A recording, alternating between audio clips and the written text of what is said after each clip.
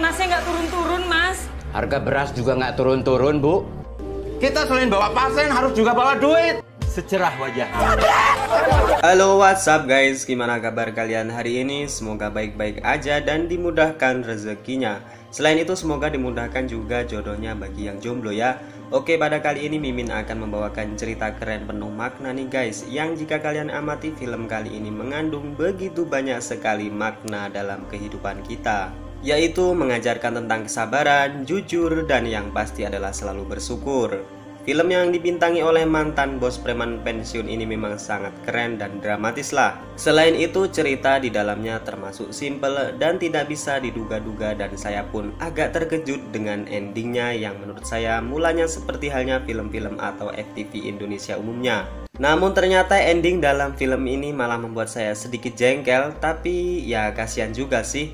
Namun jika kalian merasa senang dan terhibur dengan video ini, mohon bantuannya untuk subscribe ya. Janji ya? Oke. Karena kalian sudah janji, tanpa berlama-lama lagi inilah alur cerita film Miskin Susah Kaya Susah. Semongko.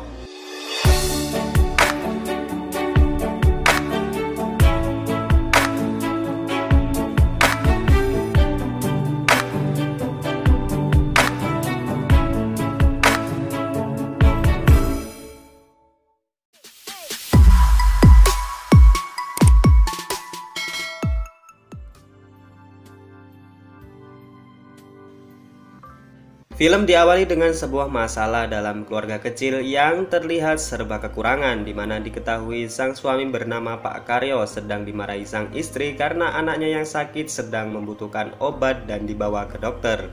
Pak Karyo yang sedang makan mencoba menenangkan Saroh istrinya dengan sebuah candaan, namun Saroh tidak menanggapinya dan balik menyuruh Pak Karyo segera mencari uang untuk kebutuhan berobat. Selain itu, istri Pak Karyo mengeluhkan tentang sewa rumah yang sudah menunggak selama 1 minggu. Pak Karyo kemudian mengiyakan dan berangkat bekerja.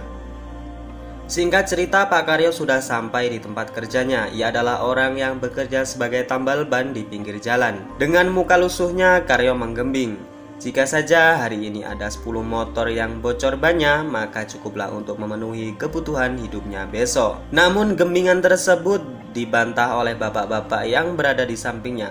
Oh iya, bapak-bapak ini sebenarnya memiliki peran yang sangat vital dalam film ini. Namun ia sendiri tidak disebut namanya dalam film ini, entah sang sutradara mungkin memberikan kesan sebagai nasihat dalam sebuah cerita filmnya, agar penonton bisa memvisualkan sendiri sebagai apa dan karakternya sebagaimana. Namun di sini saya beri nama Pak Roso aja ya, biar lebih mudah menyebutnya. Singkatnya, Pak Roso tidak sependapat dengan gembingan Pak Karyo tersebut. Ia memiliki sebuah sudut pandang bahwa jika Mas Karyo bahagia karena ada 10 motor yang bocor dan itu artinya ia mendapat penghasilan sebanyak itu, maka apa jadinya jika posisi orang yang terkena musibah banyak bocor? Tentu ia merasa kesusahan dan tidak senang dengan kejadian tersebut. Pak Roso juga menambahkan bahwa sejatinya dalam hidup ini adalah gantian. Rasa sedih juga gantian, begitupun juga rasa senang juga gantian dengan orang lain. Kemudian Pak Karyo dihampiri motor yang banyak kempes. Ia meminta Pak Karyo untuk mengisi angin ban motornya tersebut, namun Pak Karyo menawarinya untuk ditambal saja. Jelas saja pemuda pemilik motor tersebut menolak karena ban motornya hanya sekedar kempes, bukan bocor. Kemudian malam pun tiba. Mas Karyo yang duduk termenung di bengkelnya tiba-tiba didatangi oleh adik iparnya. Ia mengatakan bahwa anaknya harus segera dibawa ke rumah sakit. Namun Mas Karyo balik mengatakan dengan nada tinggi bahwa saat ini ia tidak punya uang untuk membawa berobat ke rumah sakit.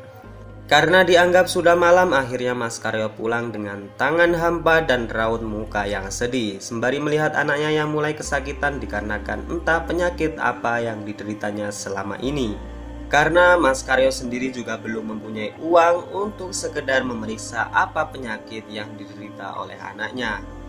Singkat cerita, Mas Karyo meminta tolong kepada pemilik warung agar memberikan pinjaman uang untuk berobat anaknya. Namun pemilik warung tersebut tidak bisa menolongnya karena Mas Karyo sudah berhutang banyak kepadanya dan belum juga dikembalikan.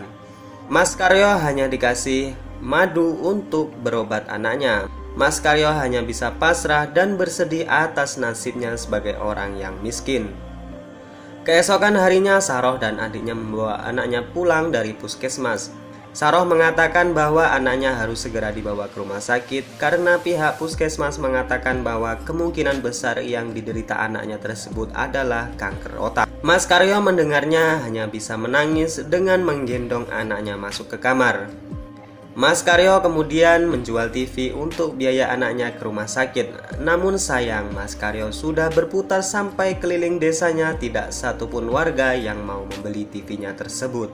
Mas Karyo hanya bisa diberikan solusi oleh Pak RT. Ia mengatakan bahwa besok ada ketua lembaga sosial yang akan datang ke desa ini. Mas Karyo diminta menceritakan keluh kesahnya kepada ketua lembaga tersebut agar Mas Karyo bisa diberikan bantuan. Keesokan harinya lembaga sosial masyarakat tersebut datang di desa ini dan para masyarakat antusias bersorak gembira dengan datangnya bantuan sembako dan bantuan lainnya. Singkatnya, semua masyarakat dan para pengurus desa beserta rombongan lembaga sosial tersebut telah berkumpul di lapangan. Masyarakat secara antusias memberikan pertanyaan dan keluh kesah kepada ketua lembaga tersebut. Dan jika kalian tonton filmnya, semua pertanyaan dan cerita film ini seperti sindiran keras bagi rakyat kecil maupun pejabat itu sendiri. Namun alangkah sayang, Mas Karyo datang agak terlambat di mana para rombongan Ibu Susanti tersebut akan pergi dan meninggalkan desa ini. Mas Karyo yang datang terlambat mencoba menceritakan keluh kesahnya, namun para pengawal pribadi Ibu Susanti menghalangi Mas Karyo yang bermaksud mendatangi Ibu Susanti. Singkat cerita, Mas Karyo yang memaksa akhirnya bisa meloloskan diri dan kemudian terjadilah keributan di mana kalung Bu Susanti tiba-tiba hilang. Dan kemudian Ibu Susanti menuduh Mas Karyo yang mengambil dan kemudian menelannya. Seketika itu para pengawal Bu Susanti membawa Mas Karyo ke lapangan untuk diadili. Mas Karyo mengatakan bahwa ia tidak mengambil kalung Bu Susanti apalagi menelannya. Mas Karyo mengatakan bahwa ia menelan gorengan yang dari awal tadi ia bawa. Namun di sini Bu Susanti dengan kekeh mengatakan bahwa Mas Karyo telah mengambil dan menelan kalungnya. Bu Susanti juga mengatakan bahwa kalung tersebut adalah kalung pemberian dari suaminya tercinta sebagai hadiah ulang tahun pernikahannya. Singkat cerita, para pengawal Ibu Susanti berdiskusi untuk supaya menyelesaikan masalah ini agar masalah tersebut tidak sampai ke meja pengadilan. Pak RW memiliki ide bahwa bagaimana jika Mas Karyo diberi makan sebanyak mungkin dan kemudian diberi obat pembersih perut agar kalung yang ditelan Mas Karyo tersebut bisa keluar bersama hajatnya. Dan sumpah di adegan ini kayaknya gimana gitu. Film yang dari awal sudah bercerita dan berlatar belakang sedih, sampai di sini saya ngakak, dan dari kejadian inilah saya tertipu ketika menonton pertama kali dengan kejadian selanjutnya. Alhasil Mas Karyo diberi makan banyak dan diberikan juga obat pembersih perut. Setelah itu Mas Karyo diminta membuang hajat dan disaksikan semua orang sebagai buktinya. Namun Saroh tidak terima karena hal tersebut akan membuat malu suaminya. Singkat cerita, Mas Karyo membuang hajat di toilet rumahnya dengan pengawalan para bodyguard Ibu Susanti. Dan hasilnya memang Mas Karyo tidak bersalah mencuri dan menelan kalung Ibu Susanti. Ibu Susanti pun dengan wajah bersalah meminta maaf kepada Mas Karyo dan Saroh. Selain itu, Ibu Susanti juga berjanji akan membawa anak mereka berobat ke rumah sakit dan menanggung semua biayanya. Singkat cerita, ketika Mas Karyo dan Saroh mengambil sembako di balai desa, mereka tiba-tiba didatangi Torik, adik ipar Mas Karyo. Torik menangis dan Mas Karyo menanyakan mengapa kamu menangis. Selain itu, Mas Karyo menampar Torik agar ia berbicara kenapa ia menangis. Torik kemudian dengan berat hati mengatakan bahwa Tini, anak Mas Karyo dan Saroh, telah meninggal. Ia bercerita sewaktu Torik pergi ke rumah mereka, tidak ada jawaban sama sekali di rumah itu karena Mas Karyo dan Saroh sedang bersama warga. Setelah melihat ke dalam, ternyata Torik melihat bahwa Tini sudah meninggal. Mendengar hal tersebut membuat Saroh pingsan dan Mas Karyo menangis sejadi-jadinya.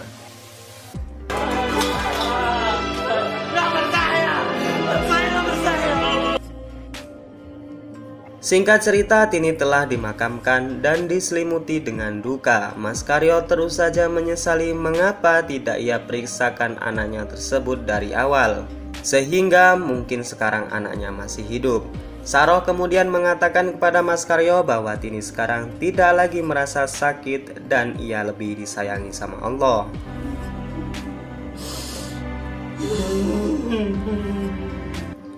Suara tangis kemudian pecah di malam itu. Dari balik rumah reot Mas Karyo, Saroh dan Mas Karyo masih merasakan kehilangan yang begitu mendalam dengan apa yang terjadi kepada mereka.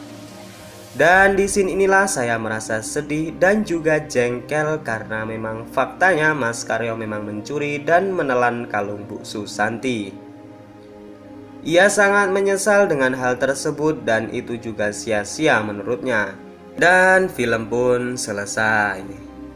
Emosi dan makna yang terkandung dalam film ini sepenuhnya bisa kalian rasakan jika kalian sepenuhnya menonton film ini.